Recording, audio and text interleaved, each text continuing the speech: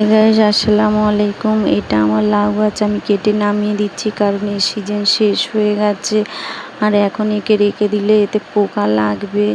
আর আমি দুপুরে রান্নার জন্য চলে আসছি। আজকে আমি রান্না করছি উচ্ছে আলু ভাজা। তো তারপর আমি রান্না করব কুমড়ো মাংস দিয়ে। আমি একদিকে ভাত দিয়ে দিয়েছি আর একদিকে উচ্ছে আলুটা ভাজা করছি।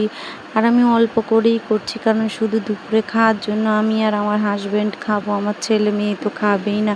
তিতোটা ওরা পছন্দ করে না, তবু আমি একটু দেওয়ার চেষ্টা করব, কিন্তু ওরা খাওয়ার সময় খুব বায়না করে, জোর করে দিলে খেতেই চাই না। তারপর আমি এদিকে কুকার বসিয়ে দিয়েছি আর এদিকে মাংস আর কুমড়ো আলু কেটে আমি রেডি করে নিয়েছি।